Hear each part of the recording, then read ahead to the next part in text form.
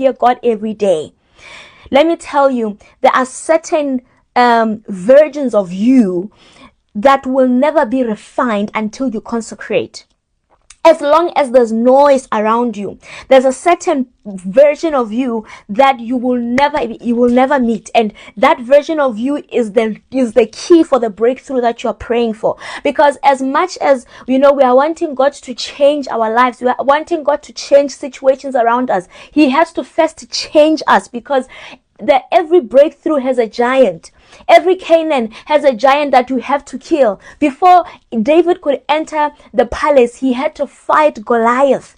So sometimes we think that you need the breakthrough from the giants and the storms and the bears and the lions that you're facing. But through all this, through this process, God is also preparing you for the giants that are ahead of you, because every new level has a new demon, unfortunately. So I want us to start this journey of learning about consecration. What does consecration look like? It looks like a lifestyle of fasting. When I'm talking about consecration, I'm not talking about fasting when they say they're fasting at church. When I'm talking about a lifestyle of consecration, I'm not talking about, just this mediocre Christianity. I'm talking about when now people say you are too much.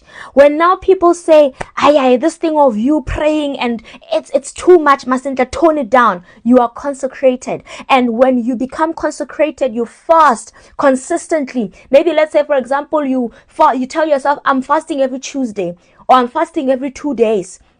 I am praying.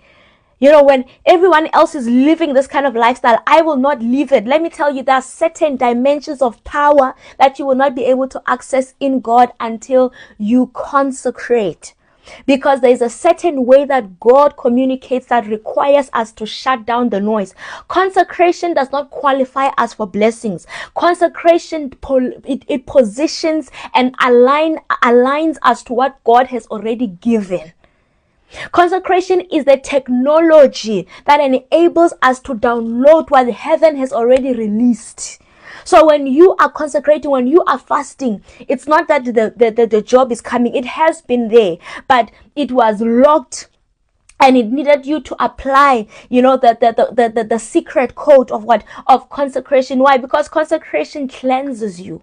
When you are in a season of fasting, when you are seasoned in the presence of God, it cleanses you. Why? Because when you get to that level, the enemy wants to shame you. The enemy wants to disgrace you. But the consecration, it filters out all the necessary character flaws that can